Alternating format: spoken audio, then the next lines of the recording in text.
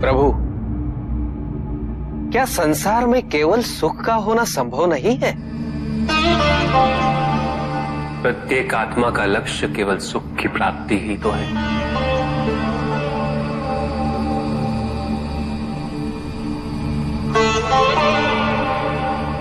परम आनंद की प्राप्ति। किंतु हम सुख नहीं, सुख को प्रदान करने वाली वस्तुओं को एकत्रित करना ही जीवन का उद्देश्य मान लेते हैं। ये समस्त संसार माया है, सब कुछ नश्वर है।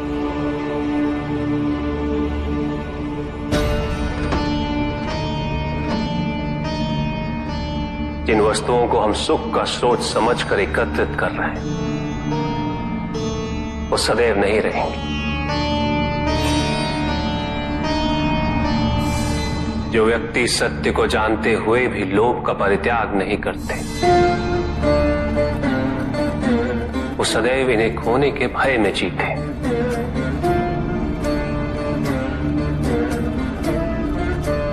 और जो व्यक्ति सत्य को जानते ही नहीं, वो अहंकार में जीते।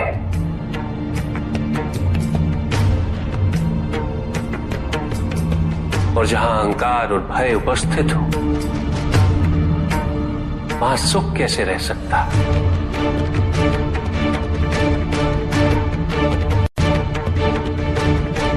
किसी को ये दुख है कि उसके पास कुछ भी नहीं, और जिसके पास सब कुछ, उसे ये दुख है कि पाने को कुछ शेष नहीं। सुख को हम स्वयं अपने दृष्टिकोण से परिभाषित कर देते हैं, जबकि वास्तविकता इससे भिन्न है।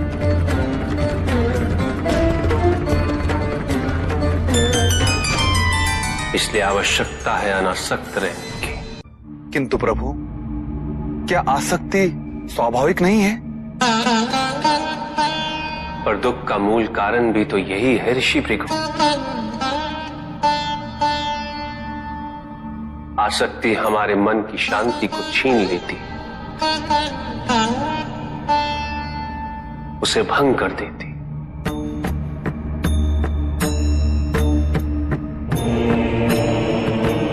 हमारी बुद्धि को स्थिर नहीं रहने देती,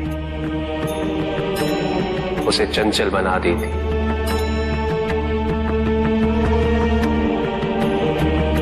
आसक्ति से प्रमाद की उत्पत्ति होती, प्रमाद मद होता है, और मद अहंकार का स्रोत है। और अहंकार पूर्णतः अशुभता में परिवर्तित हो जाता है, अर्थात आसक्ति अशुभता की जननी। इसलिए अनावश्यक है। तो प्रभु, आसक्ति को अनासक्ति में कैसे परिवर्तित किया जा सकता है? और हम आसक्ति से कैसे उबर सकते हैं प्रभु? आसक्ति से मुक्त होना ही अनासक्ति है। आसक्तिहीन होने के लिए अपने और पराये का भेद मिटाना अनिवार्य है।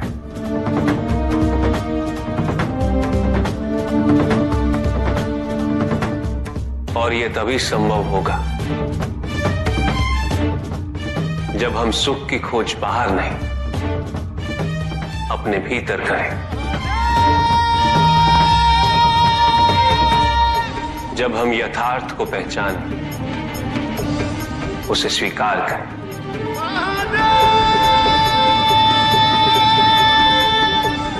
हम अपने सुख को सांसारिक तत्वों से परिभाषित नहीं करें। जब तक हम ऐसा करते रहेंगे, हम बंधते जाएंगे। जब हम स्वयं अपने भीतर झांकना आरंभ करेंगे, हमारी मुक्ति का मार्ग स्वतः प्रशस्त होता जाएगा। महादेव, आपने हमें दुख का कारण तो बता दिया, किंतु हम भाई के बारे में भी जानना चाहते हैं।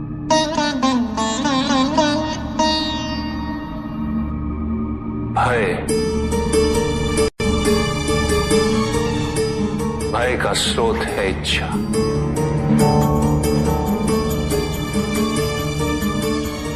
पाने की इच्छा होगी तो उसे खोने का भय भी होगा।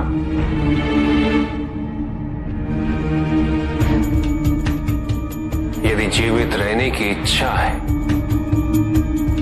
तो मृत्यु का भय भी अवश्य होगा।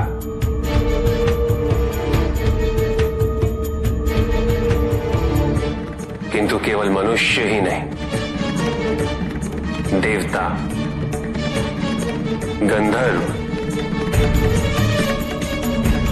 सभी इस भय से ग्रसित हैं।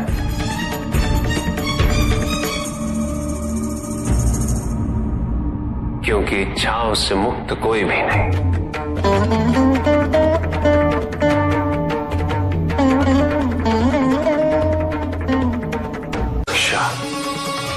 ईर्ष्या, द्वेष, परनिंदा और षड्यंत्र जैसे पाप भय से ही उत्पन्न होते हैं।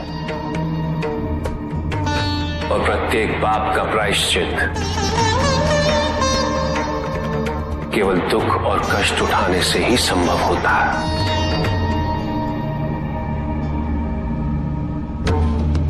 इसलिए भय भी अंत में दुख का कारण बन जाता है।